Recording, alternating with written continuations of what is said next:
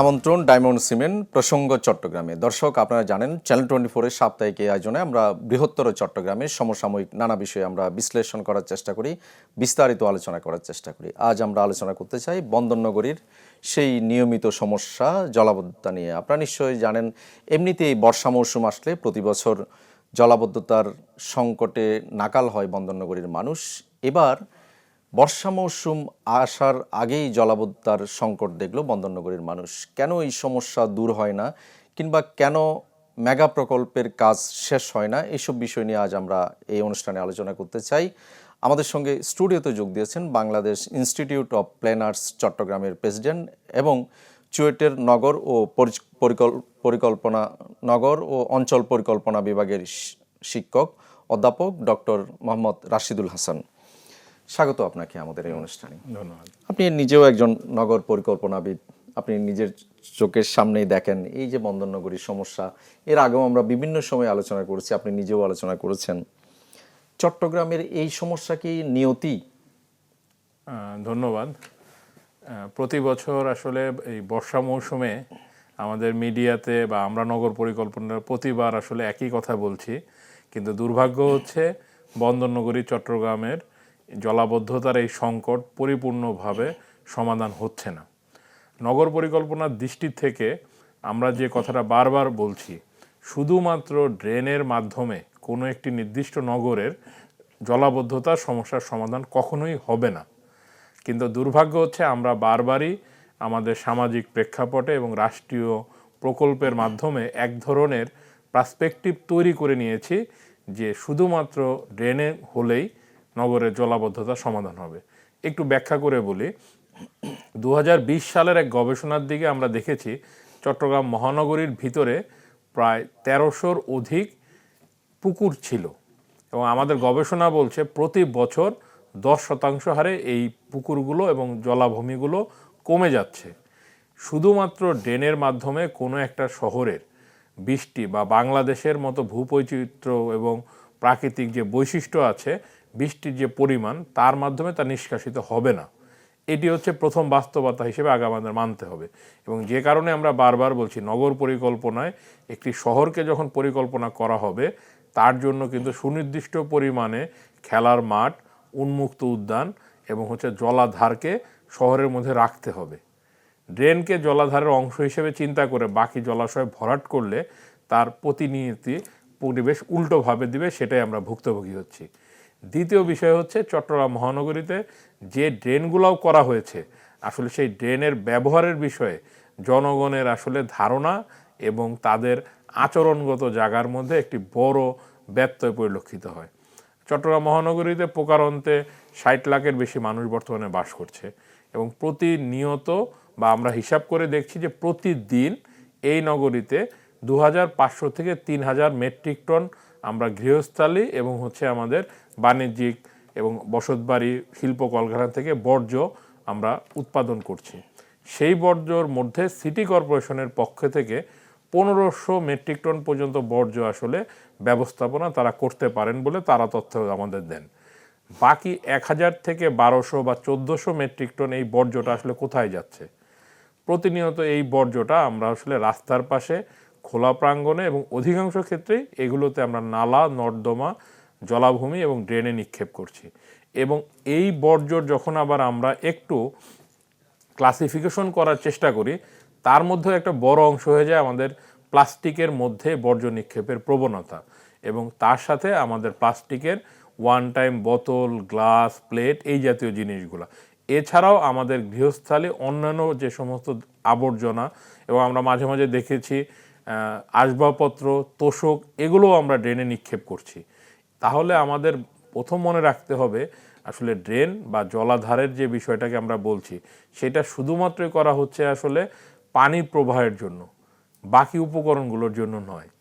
এক্ষেত্রে আমি যদি আপনার একটা পর্যবেক্ষণ জানতে চাই, যেমন এইবার আমরা সচরাচর পুরো বর্ষা মৌসুম যখন শুরু হয় তখন এই জলাবদ্ধতাটা আসলে খুব প্রকটভাবে দেখা দেয়। কিন্তু এবার দেখলাম বর্ষা মৌসুম আসার আগেই হঠাৎ করে যে সংকটের মুখোমুখি হলো এই শহরের মানুষ, এক্ষেত্রে সিটি কর্পোরেশন কিংবা সিডিএ বলছে যে আমরা কয়েকটি বাদের কারণেই শুধুমাত্র না, এই এটা ক্ষেত্রে হচ্ছে। আসলে কি আমরা শুধু বাদের কারণে হচ্ছে এটা? না, এই ক্ষেত্রে আসলে বিষয়টা হচ্ছে সময়ের সাথে সাথে নগর সেবাদানকারী সংস্থাগুলোকে আসলে স্মার্ট হতে হবে এবং প্রোঅ্যাক্টিভ হতে হবে। কারণ আমরা বারবার বলছি, গত বছরের উদাহরণের রেসপেক্টিভে আমাদের সবাই আমরা একটা প্রেক্ষাপট তৈরি করছি এবার, কিন্তু গত বছরের বিষয়টা কিন্তু ছিল ভিন্নতা।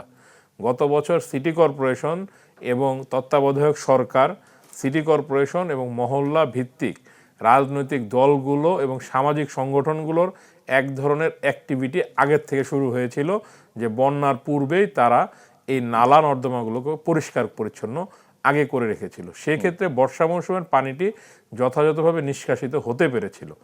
এবছরের যে বৃষ্টিপাতটা হলো সেটা সত্যিকার অর্থে কিছুটা আগাম বৃষ্টিপাত। সেক্ষেত্রে সিটি কর্পোরেশন সেই প্রস্তুতি এখনো নেয়নি, এবং সিডিএ থেকেও যেটা বলা হচ্ছে যে দুটি খালের ক্ষেত্রে, হিজরা খালের ক্ষেত্রে তারা দেখা গেল যে কাজের ড্রেনে যে উন্নয়নের কর্মকাণ্ড চলমান আছে সেখানে কাজের স্বার্থেই 30টির মতো তারা বাঁধ প্রতিরোধ তৈরি করেছিল, যে বাকি অংশে তাদের নির্মাণ কাজ চলমান ছিল, এবং তাদের এক ধরনের পর্যবেক্ষণ ছিল আরও 15 থেকে 20 দিন পরে বর্ষাকালের একটা প্রকোপ শুরু হবে, তখন তারা এই বাঁধগুলো নিষ্কাশিত করবে। এই আগাম বৃষ্টিপাতের ফলশ্রুতিতেই এই ঘটনাটা কিন্তু ঘটেছে, এবং সেটা কিন্তু আমরা ইম্প্যাক্ট দেখেছি যখন আমাদের সরকারি দপ্তরগুলো থেকে নির্দেশনা আসলো যে ওই বাঁধগুলোকে অপসারণ করে দেওয়ার জন্য, এবং সেটা অপসারণ করার সাথে সাথে কিন্তু আমরা দেখেছি প্রবর্তক মোড়ের ওখান থেকে পানি কিন্তু নেমে যাওয়া শুরু করেছে। তো এইটা হচ্ছে যে স্মার্ট গভর্নেন্সের বিষয়ে আপনাকে ওয়েদার ফোরকাস্টিং করে আপনাকে আগেই জনগণকে সতর্ক করতে হবে। এবং আমরা দেখেছি যে গবেষণা করে চট্টগ্রাম মহানগরীতে 1 মিটার যদি হচ্ছে জলাবদ্ধতার মাত্রা উচ্চতা 1 মিটার পর্যন্ত যায়, সেক্ষেত্রে 15% ভূমি পানির নিচে তলাবে, এবং হচ্ছে 25% আবাসিক বাড়ি বা একতলার যে সমস্ত বাণিজ্যিক ভবনগুলো রয়েছে সেগুলো আসলে তাদের কর্মকাণ্ডের ক্ষেত্রে বাধাপ্রাপ্ত হবে। তো সেক্ষেত্রে এখন যুগ অনেক এগিয়ে গিয়েছে। ওয়েদার ফোরকাস্টিংয়ের রিপোর্টের রেসপেক্টিভে সিটি কর্পোরেশনকে জনগণকে আগেই সতর্ক করতে হবে, এবং জনগণও সেই ওয়েদার ফোরকাস্টিংগুলো যখন পাবে যে আগামী কালকে বা আগামী 3 দিনের মধ্যে এই ধরনের বৃষ্টিপাতের সম্ভাবনা এবং এই মাত্রাতে হওয়ার সম্ভাবনা আছে, তারা কিন্তু সেক্ষেত্রে এক ধরনের প্রস্তুতি নেওয়ার সুযোগ পাবে। তো সিটি গভর্নেন্সকে আসলে স্মার্ট না হলে এই ধরনের পরিস্থিতিগুলোকে আসলে মোকাবেলা করা কঠিন থেকে নিয়ত কঠিনতর দিকেই যাবে। আরেকটা বিষয়, এই যে আপনি নিজেও জানেন যে এই চট্টগ্রামের জলাবদ্ধতা নিরসনে 4টা প্রকল্প বাস্তবায়ন করছে 3টা সংস্থা। এর মধ্যে সবচেয়ে বড় প্রকল্পটি বাস্তবায়ন করছে সিডিএ, যেটা বলা হচ্ছে যে মেগা প্রকল্প। কিন্তু আমরা দেখলাম যে সময়ের সাথে সাথে 8 বছর ইতিমধ্যে শেষ, 3 দফা সময় বাড়ানো হয়েছে, খরচ বাড়ানো হয়েছে, তারপরে এই শহরের মানুষ সেটার কোনো সুফল দেখছে না। কোন জায়গায় সমস্যা? বাণিজ্যিক রাজধানী হিসেবে ডিক্লেয়ার হয়েছে 1993 সালে, এবং বাণিজ্যিক রাজধানী হিসেবে তার উন্নয়নের জন্য যে সমস্ত সরকারি প্রকল্প নেওয়ার কথা ছিল আমরা সেগুলো কিন্তু আজ পর্যন্ত দেখিনি।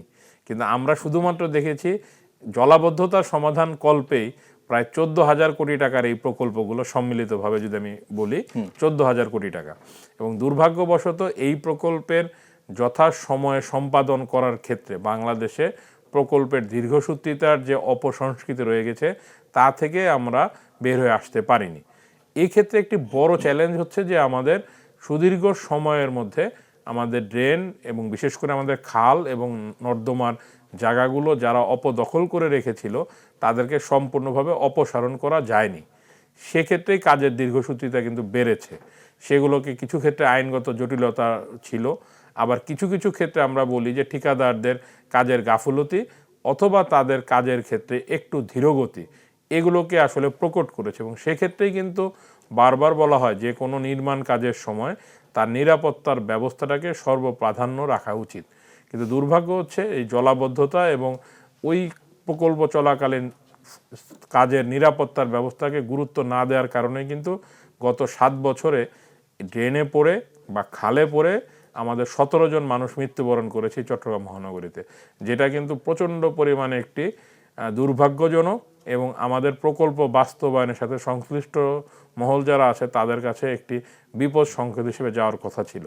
কিন্তু এবারও কিন্তু আমরা খেয়াল করেছি যে গত দুদিনের যে জলাবদ্ধতা ছিল, কোনো সংস্থা থেকে জলাবদ্ধ স্থানগুলোর মধ্যে কোন অংশগুলো আসলে বিপদাপন্ন সেটা কেউ নির্ধারণ করে কোনো ফ্ল্যাগ বা চিহ্নিত করার কার্যক্রম করেনি। তো হয়তোবা সৃষ্টিকর্তার অপার রহমতের কারণে এই গত 3 দিনের মধ্যে সে ধরনের মৃত্যুর সংবাদ আমরা পাইনি। এটা নিয়ে আমরা একটু বিস্তারিত আলোচনা করব, কিন্তু তার আগে আমি এই প্রকল্প বিষয়ে আরেকটা বিষয় জানতে চাই। সেটা হচ্ছে যে কেউ কেউ বলছেন যে আসলে এই যে প্রকল্পটি বাস্তবায়ন হচ্ছে, যে প্রকল্পগুলো, সেগুলোর মধ্যে এক ধরনের সমন্বয় ঘাটতি, আরেকটা হচ্ছে পরিকল্পনায়ও এক ধরনের গলদ ছিল। আপনার কি মনে হয়? অবশ্যই সেক্ষেত্রে বলা যায়, কারণ হচ্ছে দেখুন 1995 সালে চট্টগ্রাম মহানগরীর জন্য পৃথকভাবে একটি ড্রেনেজ মাস্টার প্ল্যান তৈরি করেছিল এই সিডিএ, এবং সেখানে কিন্তু বিদ্যমান খালগুলোর সাথে সাথে নতুন 4টি খালের প্রস্তাবনা এবং তার প্রকল্প ব্যয়ও নির্ধারণ করা হয়েছিল। দুর্ভাগ্য হচ্ছে 95 সালে সেই প্রকল্প আমরা শুরু করেছি 2016 সালের পরে এসে। ততক্ষণে কিন্তু আমাদের হচ্ছে যে অ্যালাইনমেন্টে আমরা নতুন খালগুলোর কথা বলেছিলাম সেগুলো অকুপাইড হয়ে বিল্ডিং উঠে গিয়েছে এবং বিদ্যমান খালগুলো হচ্ছে দখলে হয়ে গিয়েছে। সেখানে একটা আমাদের বড় গাফুলতি। আমাদের 76টি খাল, প্রকারান্তে 65 খালটাও যদি আমরা ধরি, সেক্ষেত্রে তার মধ্যে আমরা কিন্তু নিয়েছি মাত্র প্রকল্পের মধ্যে 36টি খাল। কিন্তু আমরা বারবার বলছি যে আমরা যখন ড্রেনেজ মাস্টার প্ল্যানের কথা বা ড্রেনেজ প্ল্যানিংয়ের কথা বলি, প্রাথমিক খাল, সেকেন্ডারি খাল এবং তৃতীয় স্তরের হচ্ছে প্রাথমিক ড্রেন, সেকেন্ডারি ড্রেন, টারশারি ড্রেনের কথা আমরা বলি। আমরা প্রাইমারি ড্রেনটাকে 36টা খাল হিসেবে চিন্তা করছি, কিন্তু আপনার পাড়া বা মহল্লা বা বাড়ির সামনে থেকে যে পানিটা সেকেন্ডারি ড্রেনে আসবে এবং সেকেন্ডারি ড্রেন থেকে টারশিয়ারি ড্রেনে যাবে, সেই নেটওয়ার্কিংটা আমরা যথাযথভাবে কিন্তু বাস্তবায়ন করতে পারছি না। দ্বিতীয়ত হচ্ছে বিদ্যমান ড্রেনগুলোরও হচ্ছে যে ময়লা নিষ্কাশন করার জন্য নিয়মিত যে কার্যক্রম পরিচালিত হতে হবে, সেখানে একটি বড় ধরনের বাধা রয়ে গিয়েছে। আর প্রাকৃতিকগতভাবে চট্টগ্রাম কিন্তু বাংলাদেশের সবগুলো জায়গার থেকে ভিন্ন, পাহাড়ি অঞ্চল এবং এই পাহাড়টা হচ্ছে বালুময় পাহাড়। সেক্ষেত্রে বৃষ্টির সাথে যে বালুটা নেমে আসে, এটাকে আমাদের নিয়মিতভাবে অপসারণ করতে হবে এবং এগুলোর জন্য ড্রেনেজের প্ল্যানিংয়ের মধ্যে আমরা বলেছিলাম বা করার চেষ্টা করা হচ্ছে যে সিলটেশনের জন্য কিছু সিল ট্র্যাপ তৈরি করা, এবং সেক্ষেত্রে সেগুলোকে বাস্তবায়ন করতে হবে। কিন্তু আসলে অপদখলের যে প্রক্রিয়া বা অপসংস্কৃতি আমাদের রয়ে গিয়েছে, সেটা আসলে আমাদের কঠিনতম পরিস্থিতির দিকে নিয়ে যাচ্ছে। তবে অবশ্যই চ্যালেঞ্জ থাকবেই, কিন্তু উন্নয়ন কর্তৃপক্ষ, সিটি কর্পোরেশন, ওয়াসা বা পানি উন্নয়ন বোর্ড, তারা যদি শুধুমাত্র এই কথাগুলোর বিষয়ে তারা থেমে থাকেন, তাহলে তো সেই সংস্থার কর্মদক্ষতা বা তার পারফরমেন্সের মেজারমেন্টে তলানির দিকে চলে আসতে হবে। সেক্ষেত্রে তাদেরকে আরও তৎপর হতে হবে এবং এই যে অপসংস্কৃতি শুধু এই স্তরে না, সকল প্রকল্পেই যে প্রকল্পের দীর্ঘসূত্রিতা, এখান থেকে বের হয়ে আসার একটি প্রয়াস আমাদের নিতে হবে সবাইকে মিলেই। নিশ্চয় আপনার সঙ্গে আমরা আরও আলোচনা করব। ছোট্ট একটা বিরতি নিয়ে আসি। দর্শক, ছোট্ট একটা বিরতি নিব, ফিরবো একটু পর।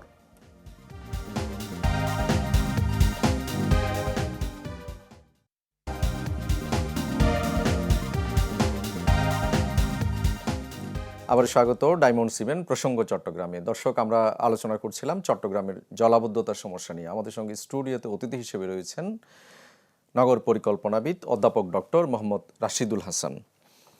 আমরা এই যে প্রকল্পটা নিয়ে কথা বলছিলাম, এক্ষেত্রে আপনি নিশ্চয়ই বিভিন্ন গণমাধ্যমে দেখেছেন যে সিডিএ চেয়ারম্যান নিজেই বলেছেন যে এই প্রকল্প যদি পুরোটাই বাস্তবায়ন হয়, তারপরও এই শহরের 20 থেকে 25 ভাগ জলাবদ্ধতার সমস্যা থেকে যাবে। এটার অন্যতম যে কারণটি উনি দেখিয়েছেন সেটা হচ্ছে যে সবগুলো খাল এই প্রকল্পের আওতায় আসেনি বা আরও কিছু কাজ বাকি আছে। এইসব কারণে আপনার কি মনে হয়, আসলে কি তাই? হ্যাঁ, আমি আসলে এটাকে সমর্থন করি। এই ক্ষেত্রে করি কারণ হচ্ছে শুধুমাত্র আমি প্রথমে শুরুতেই বলেছিলাম যে ড্রেনের মাধ্যমে পুরো জলাবদ্ধতা আপনি সমাধান করবেন, সেটা আসলে বাস্তবমুখী চিন্তা নয়। আপনাকে স্থায়ী কিছু জলাধার শহরের মাঝখানে রাখতে হবে। শহরের মাঝখানে আপনাকে কিছু সবুজ প্রাঙ্গণ রাখতে হবে, মাঠ রাখতে হবে, যেটি পানিকে আমাদের নিচের স্তরে যাওয়ার জন্য সুযোগ তৈরি করে দেবে এবং রিচার্জ হবে আমাদের ওয়াটার টেবিল। কিন্তু আমরা যদি পুরো শহরটাকে কংক্রিটে ঢেকে ফেলি এবং কেবলমাত্র ড্রেনের মাধ্যমে মনে করি যে আসলে হচ্ছে এই পানিটা বের করে নিয়ে আমরা দিব, সেটা সম্ভবপর নয়। আর আমি আগেই বলেছিলাম যে চট্টগ্রাম মহানগরীর ভূপ্রকৃতিগত যে বৈশিষ্ট্য, সেখানে কিন্তু আরেকটি বড় নিয়ামক হচ্ছে আমাদের কর্ণফুলী নদী এবং আমাদের জোয়ার ভাটা। আমাদের সেক্ষেত্রে দেখা যাচ্ছে কর্ণফুলী নদীতে ক্যাপিটাল ড্রেজিংয়ের অভাবে আমাদের নদীর তলদেশের উপর দিকে উঠে আসছে। ফলশ্রুতিতে ব্যাকফ্লো হওয়ার যে সম্ভাবনা বা প্রবণতা দিনকে দিন বাড়ছে, এটি একটি বড় বিষয়। এর সাথে যেহেতু আমাদের জোয়ার ভাটাও সম্পৃক্ত আছে, ড্রেনগুলোর মুখগুলো যখন হচ্ছে সেইখানে একটা বিবেচনা, এবং সাম্প্রতিক এই প্রকল্পের ক্ষেত্রে কিন্তু যে কারণে আলাদা করে রেগুলেটরের ব্যবস্থা রাখা হয়েছে, 1 নম্বর পয়েন্ট। দ্বিতীয় পয়েন্ট হচ্ছে, আমরা বারবারই বলি যখন একটি ড্রেনেজ প্ল্যান করা হয় তখন একটি নির্দিষ্ট মাত্রার বৃষ্টিপাতের ক্যালকুলেশন করা হয়, ক্যাচমেন্ট এরিয়া হিসাব করা হয়, এবং কত সময়ের মধ্যে সেই পানিটা নিষ্কাশিত হবে ড্রেনের মাধ্যমে তার একটি গাণিতিক এবং প্রকৌশলগত ব্যাখ্যা আছে। তো ওই গাণিতিক ব্যাখ্যার চেয়েও যখন বেশি পরিমাণে বৃষ্টি হবে এবং ওইভাবে ড্রেনগুলোতে যে আমাদের হিসাব করা আছে যে পানি যতটুকুভাবে আউট হয়ে যাওয়ার কথা ছিল, ড্রেনের মুখটা যদি আমরা বন্ধ করে রাখি ময়লা আবর্জনা দিয়ে এবং বৃষ্টিপাতের পরিমাণও অধিক হয়, তাহলে কিছু সময় অবশ্যই আমাদের জলজটের মুখে পড়তে হবে। এটি আসলে উন্নত দেশেও যখন তাদের প্রেডিক্টেডের চেয়ে বেশি বৃষ্টি হয় তারাও আসলে এটার সম্মুখীন হয়। তো সেক্ষেত্রে কিছুটা সম্ভাবনা আছে।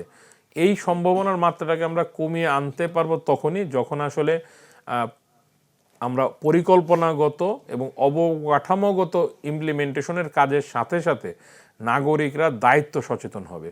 আমি বারবার বলছি, একক পক্ষের মাধ্যমে আসলে এটা সমস্যার সমাধান সম্ভব নয়। আমাদের নাগরিকদের সচেতন হতে হবে। আর 36টি খালের বাইরে এখনও যে আরও প্রায় 30টির মতো খাল রয়ে গিয়েছে, সেগুলোকেও আসলে হচ্ছে আমাদের অপদখল থেকে বের করে নিয়ে এসে যথাযথ একটি কানেক্টিভিটির মাধ্যমে আমাদের ওয়াটার বডি হিসাবে তাদের প্রিজার্ভ করার ব্যবস্থা করতে হবে। আর যে 1300 পুকুরের কথা আমরা বলেছি শহরের মধ্যে আছে, এবং দুর্ভাগ্যবশত প্রতি বছর যে 10% করে হারিয়ে যাচ্ছে, আমাদের জন্য কিন্তু নতুন কিছু করতে হবে না। আমাদের জলাধার সংরক্ষণ আইন আছে, আমাদের সিডিএর আইন অনুসারে এটাকে ভরাট করার কোনো সুযোগ নাই, আমাদের পরিবেশ অধিদপ্তর আছে। সেই আইনগুলোকে যদি আমরা বাস্তবায়নের ক্ষেত্রে আসলে আমরা চোখটাকে বন্ধ করে রাখি বা উট পাখির মতো আমি দেখব না বলে কিছুই ঘটবে না এই মানসিকতা থেকে বের হয়ে না আসি, তাহলে এর আসলে কখনো সমাধান আমরা খুঁজে পাবো না। এই প্রকল্প বাস্তবায়নের ক্ষেত্রে সমন্বয়ের কথা বহুদিন ধরে বলা হচ্ছে। আপনি সম্প্রতি দেখেছেন যে এই হঠাৎ করে এই জলাবদ্ধতার পরে নতুন করে সরকার একটি 19 সদস্যের একটি সমন্বয় কমিটি গঠন করেছে। কিন্তু আমাদের অভিজ্ঞতাটা হচ্ছে এর আগেও আমরা বিভিন্ন সময় দেখেছি যে এরকম সমন্বয় কমিটি হয়েছে, প্রকল্পটি বাস্তবায়নের জন্য প্রায় 50-60টির মতো সমন্বয় সভা হয়েছে, 200-এরও বেশি সিদ্ধান্তও নেওয়া হয়েছিল, কিন্তু সেইগুলো খুব বেশি যে ইমপ্লিমেন্ট হয়েছে তা না।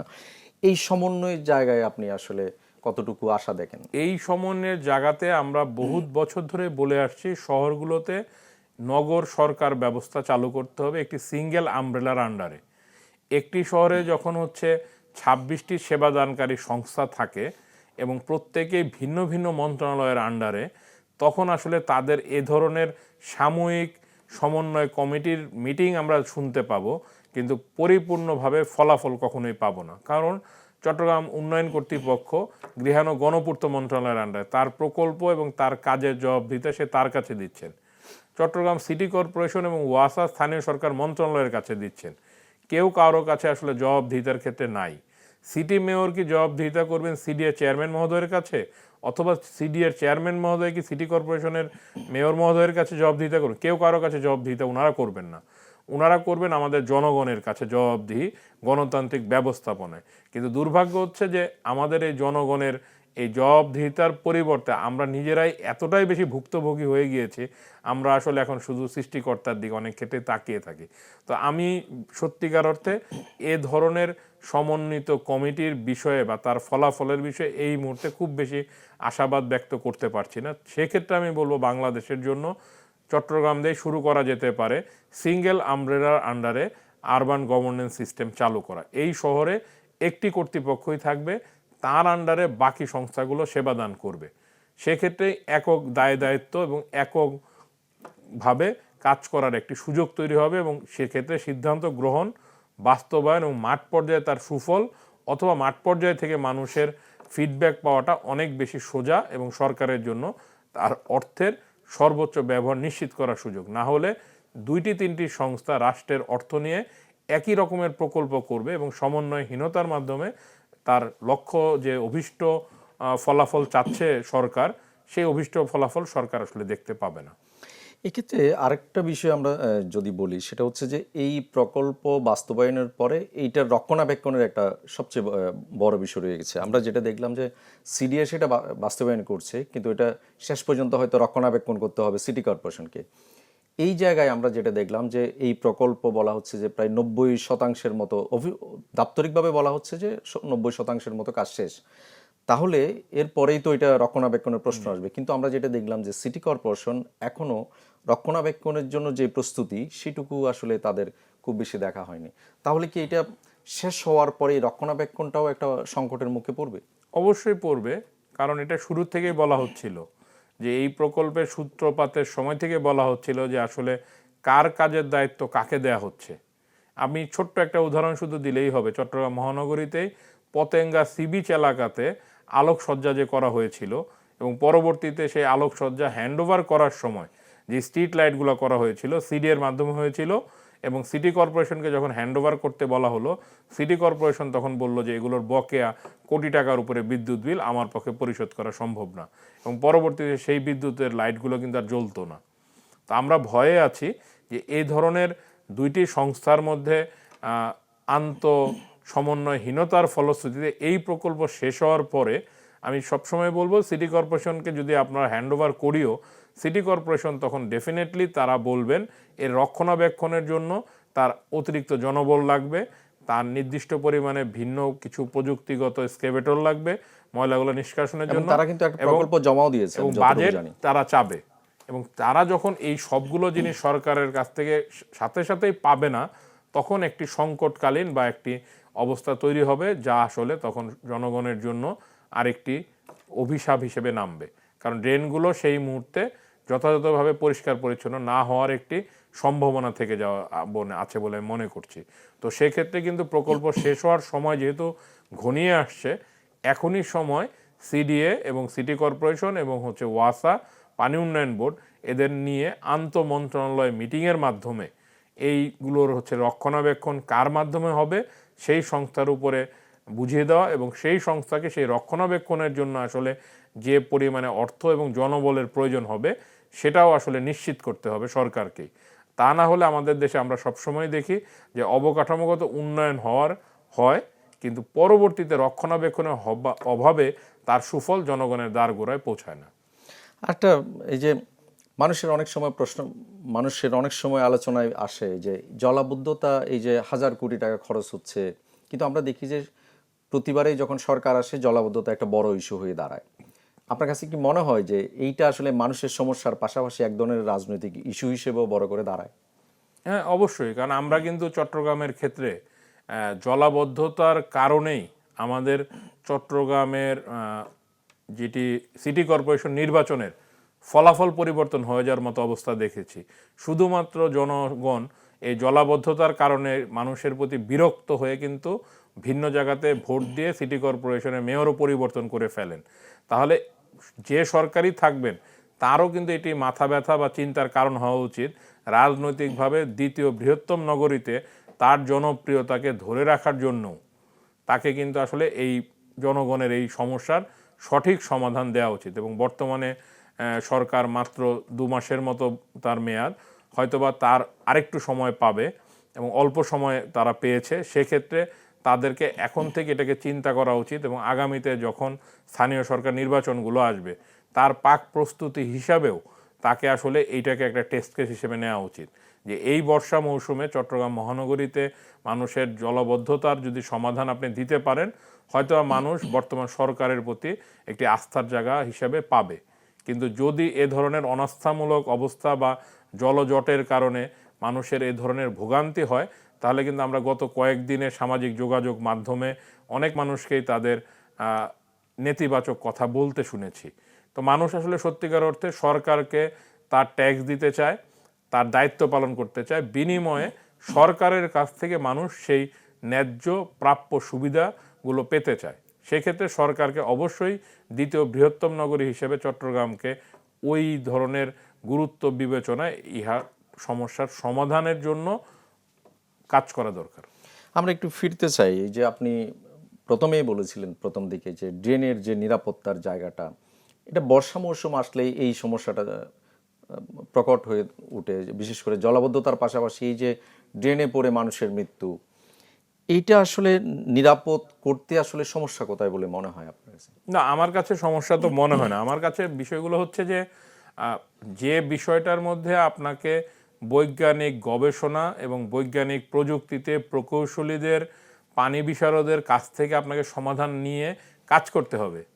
সেই বিষয়টি যদি আপনি অন্য কারো কাছ থেকে নিয়ে সমাধান করার চেষ্টা করেন, তাহলে আপনি কিন্তু পরিপূর্ণ ফলাফল পাবেন না। আমাদের বাংলাদেশে পানি নিয়ে গবেষণা করার অনেকগুলো প্রতিষ্ঠান আছে। চট্টগ্রামের ক্ষেত্রে চট্টগ্রাম প্রকৌশল ও প্রযুক্তি বিশ্ববিদ্যালয় আছে, সেখানে পানি গবেষণার জন্য আলাদা বিভাগ আছে, সেখানে পুরকৌশল বিভাগ আছে, নগর পরিকল্পনা বিভাগ আছে, স্থাপত্য বিভাগ আছে। তাদের সহযোগিতা চেতে পারে সরকার। কারণ হচ্ছে চট্টগ্রামের ড্রেনগুলোর ক্ষেত্রে, বিশেষ করে প্রাথমিক যে ড্রেনগুলো থাকবে, প্রাইমারি ড্রেন, সেগুলো কিন্তু উন্মুক্ত রাখতে হবে। কেন বলেছি আমি? অন্য শহরের সাথে পার্থক্য হচ্ছে এখানে আপনার পাহাড় থেকে বালু নেমে আসে এবং নির্দিষ্ট সময় পরে এখান থেকে বালু উত্তোলন করে আপনাকে সরিয়ে দিতে হবে। তাহলে উপরে স্ল্যাবগুলো দিলে কিন্তু আপনার সেই কাজটি সম্ভব না।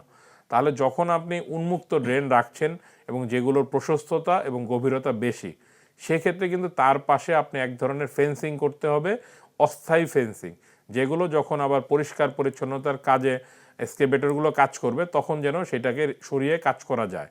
তাহলে সেই ডিজাইনটাকে আপনাকে নিতে হবে। ওই ডিজাইনটার সাথে সাথে ড্রেনের পাশে কিন্তু আপনি হচ্ছে কিছু বিউটিফিকেশনের জন্য কিছু ছোট জাতীয় গুল্ম জাতীয় ফুলের গাছ রাখতে পারেন। তাহলে একই সাথে কিন্তু সেটা নিরাপত্তাটাও নিশ্চিত করবে, তার সাথে শহরের যে একটা নান্দনিকতা সেটাকেও আসলে হচ্ছে বাড়িয়ে তুলবে। এবং এই কাজগুলো করলেই কিন্তু ড্রেনের পাশে ফুটপাতের মধ্যে যে খাবারের দোকান বা হকাররা বসে এবং যার সম্পূর্ণ আবর্জনাটাই ড্রেনে নিক্ষিপ্ত হয়, তাহলে সেইটার মাত্রা কমে আসতো। কিছু কিছু ড্রেনের বা খালের পাশ দিয়ে যদি আপনি সুন্দর করে একটি 10 ফিটের ওয়াকওয়ে বা রাস্তা তৈরি করতে পারেন, তাহলে কিন্তু আশপাশ থেকে মানুষ আর ওই ময়লাটা ড্রেনে ফেলতে পারবে না। তো খালি জায়গা রেখে দিলে সেখানে এই ধরনের ঘটনা ঘটবে। তাহলে নগর পরিকল্পনার দিক থেকে যে আমাদের এই ধরনের কিছু ইনোভেটিভ ব্যবস্থা আসলে করা যায়, যেটা আসলে মানুষকে তার ব্যবহারের মানুষতাত্ত্বিক জায়গার থেকে পরিবর্তন করবে। যেমন আগে এক সময় কিন্তু আমরা খেয়াল করতাম যে সরকারি অফিসগুলোতে সিঁড়ির কোণাতে পানের পিক ফেলে লাল করে রাখা হতো। একটা সময় দেখা গেলো যে না, সেইখানে আমরা ছোট্ট একটা ডাস্টবিনের মতো বা একটা ঝুড়ি দিলে ওই টিস্যু পেপার বা বাকি জিনিসগুলো ফেলছি। ওই যে টিস্যু পেপারের জন্য ঝুড়িটা রাখতে হবে, নগর পরিকল্পনা সে কাজটাই দেওয়ার কথা, যে ড্রেনের পাশ দিয়ে বা খালের পাশ দিয়ে কি ব্যবস্থা করলে এনক্রচমেন্টটা বা দখলটা হবে না, সেই সাথে নিরাপত্তাটাও নিশ্চিত হবে। এবং হাঁটার জায়গা আমাদের নাই চট্টগ্রাম মহানগরীতে, আমাদের সিআরবি ছাড়া আমাদের অন্য কোনো জায়গা নাই আমাদের শ্বাস নেওয়ার জন্য। তাহলে সেক্ষেত্রেই হচ্ছে এই ধরনের খালগুলোর পাশ দিয়ে যদি আমরা সবুজায়ন করতে পারি, তাহলে কিন্তু এই যে খালগুলো দখল হয়ে যাওয়া, আবর্জনা নিক্ষেপ সবগুলোই বন্ধ হবে এবং যথাযথভাবে পানি নিষ্কাশনের জন্যই খালগুলো ব্যবহার হবে। নিশ্চয়ই। আমরা আপনাকে অনেক ধন্যবাদ জানাচ্ছি আমাদের এই অনুষ্ঠানে আপনার গুরুত্বপূর্ণ মতামতের জন্য। ধন্যবাদ আপনাকেও। দর্শক, আপনাদেরকেও ধন্যবাদ। ভালো থাকুন সবাই।